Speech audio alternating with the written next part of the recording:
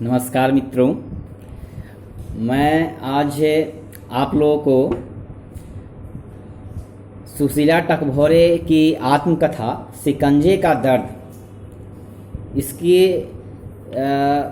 संक्षिप्त में जो है इसकी व्याख्या, इस किताब की जो ये आत्मकथा है इसकी मैं संक्षिप्त में जो है इसको पढ़ूंगा। जो मैंने पढ़ा है और उसमें से मैंने जो कुछ नोट किया है वो मैं पढ़ूंगा और आप लोगों को जो है उससे अवगत कराऊंगा और उस पर अपनी टिप्पणी भी देता चलूँगा। तो ये चूँकि अभी मैं दलित साहित्य और उसमें भी स्त्री विमर्श पर मैं शोध कार्य करने जा रहा हूँ और अभी मैंने इस ढंग की किताबें बहुत सारी पढ़ी हैं। तो मैं सोच रहा हूँ कि अगर मैं कुछ पढ़ता जाता हूँ तो उससे मैं शेयर भी करता चलूँ, कोई एक वीडियो भी बनाता चलूँ ताकि वो मेरे लिए भी भविष्य में काम दे, मैं भी उसे बीच में ऐसे सुनता रहूं और मेरे जो मित्र हैं, आप लोग हैं, वह भी जो है उससे लाभान्वित हों। बहुत सारे लोगों को समय नहीं मिलता है पढ़ने का, तो एक संक्षिप्त में अगर आप सुनेंगे, उसको समझेंगे तो आपके अंदर भी जिज्ञासा पैदा होगी और आप भी इसे पढ़ेंगे। मुझे लगता है कि दलित साहित्य और स्त्री साहित्य को पढ़ना चाहिए, बहुत ज़रूरी है। मुझे लगता है कि अगर आज के समय में ऐसे तो सब कुछ पढ़ना चाहिए, उपन्यास, कहानी का कथा सब कुछ पढ़ना चाहिए, लेकिन इधर मैंने आत्मकथा जब मैंने पढ़ना शुरू किया है तब मुझे यह एहसास हुआ कि नहीं, आत्मकथा बहुत बहुत अच्छी विधा है। और मनुष्य को पढ़ना, आत्मकथा पढ़ना मतलब मनुष्य को पढ़ना और मनुष्य को के जीवन को पढ़ना और उससे सीख लेना, ये बहुत बड़ी चीज़ है। और एक इंसान जो है अपने को अभिव्यक्त कर रहा है तो उसके माध्यम से हम उसके पूरे परिवेश को भी समझते हैं, पूरे समाज को समझते हैं और समाज कैसे बदलेगा उस पूरी प्रक्रिया को भी हम समझते हैं। तो मुझे तो बहुत अच्छा लग रहा है, इसलिए मैंने सोचा कि 10-10 मिनट का जो भी वीडियो मैं बनाऊंगा और जब तक आपका कितना पार्ट बनेगा मैं नहीं जानता हूं, लेकिन मैं कोशिश करूंगा। तो ये किताब है शिकंजे का दर्द, बहुत अच्छी किताब है मुझे ये लगी। और मैं अभी जो है आप लोग को सुशीला टकभौरे का जो है वो संक्षिप्त में परिचय दे देता हूं और उसके बाद जो है मैं इसमें से जो मुख्य बिंदु मैंने जो नोट किए हैं उसे मैं पढ़ूंगा और उस पर भी टिप्पणी दूंगा।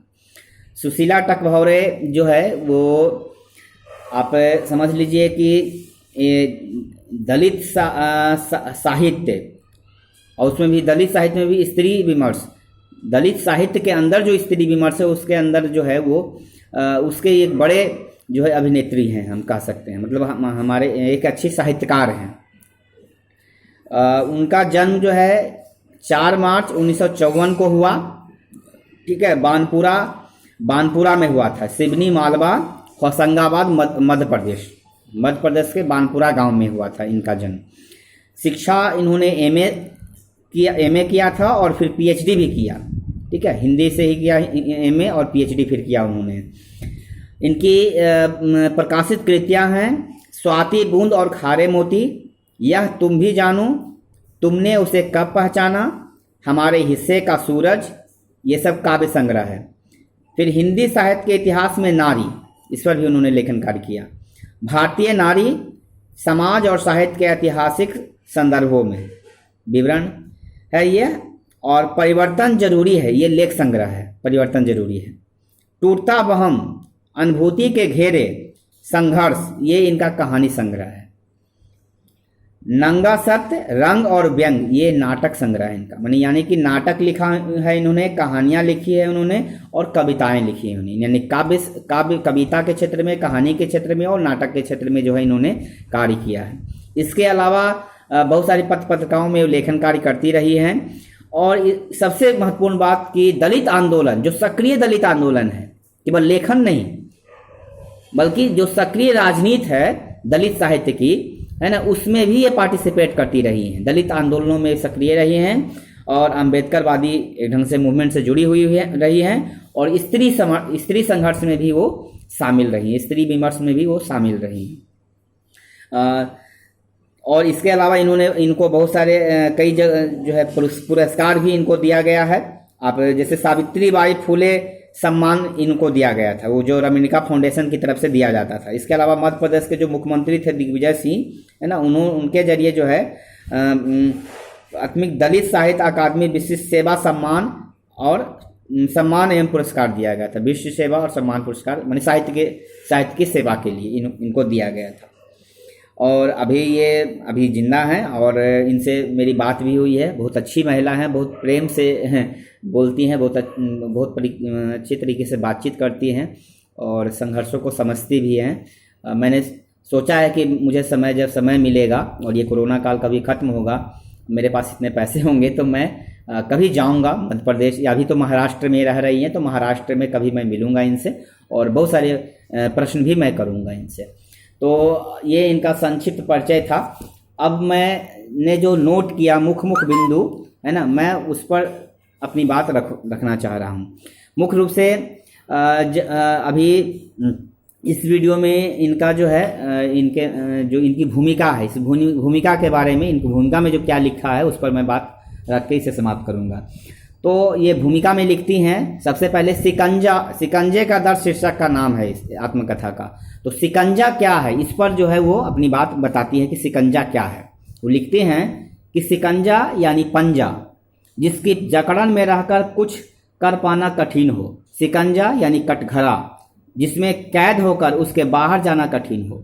शब्दकोश में दिए गए अर्थ के अनुसार शिकंजा का अर्थ दबाने या कसने का यंत्र है।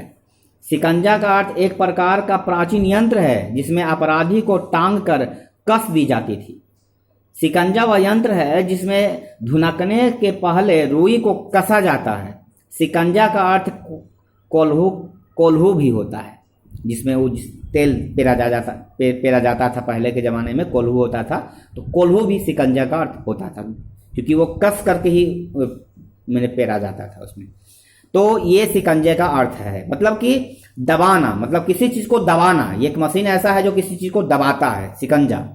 तो लेखिका का भी जो जीवन रहा है वह इसी शिकंजे की तरह रहा है। शिकंजे में माने समाज में जो जाति और वर्ण धर्म के जो शिकंजा रहा है, इसी शिकंजे से जो है उनका जीवन चूंकि बंधा रहा है, तो उस बंधे रहने का जो दर्द है उसी दर्द को जो है इन्होंने अभिव्यक्त किया है। वो लिखते भी हैं कि जिस तरह किसी ताकतवर को शिकंजे में जकड़ कर रखा जाता है, उसी तरह मुझे भी सामाजिक जीवन की मनुवादी विषमता ने, वर्णवादी जातिवादी समाज व्यवस्था ने शिकंजे में जकड़ कर रखा, जिसका परिणाम पीड़ा, दर्द, छटपटाहट के सिवा और कुछ नहीं था।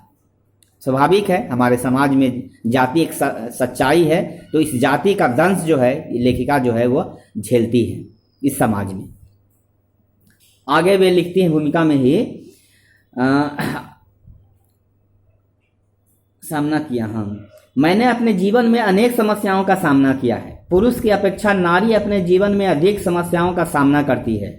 इन समस्याओं से डरकर यदि वह प्रगति पथ से पीछे हटेगी तो सफलता प्राप्त नहीं कर सकेगी। जीवन को संघर्ष मानकर अपने लक्ष्य की ओर बढ़ना ही जीवन में विजय होना है। नारी किसी भी जाति धर्म की हो, वह कष्टों से घिरी होती है। संघर्ष से ही वह सुख और सम्मान पाती है। इसके लिए मेरा जीवन भी एक उदाहरण हो सकता है। यह नारी मुक्ति और नारी उत्थान के लिए प्रेरणा बन सकता है।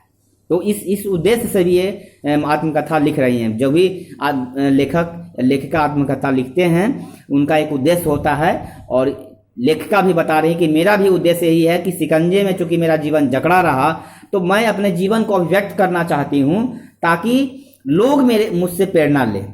और खासकर एक नारी के रूप में तो मैंने एक दलित के रूप में भी मेरा उत्पीड़न हुआ, मेरा समाज में शोषण हुआ, और एक नारी के रूप में भी मेरे ऊपर अत्याचार किया गया। तो इसलिए जो है मैं अपने जीवन को अभिव्यक्त कर रही हूँ ताकि लोग उससे प्रेरणा ग्रहण करें। फिर आगे वो लिखती हैं भूमिका में ही कि नारी द्वारा जिया जीवन मेरा भी जीवन बन सकता था। मैंने उसकी पीड़ा हर दिन हर क्षण अपने हृदय पर झेली है।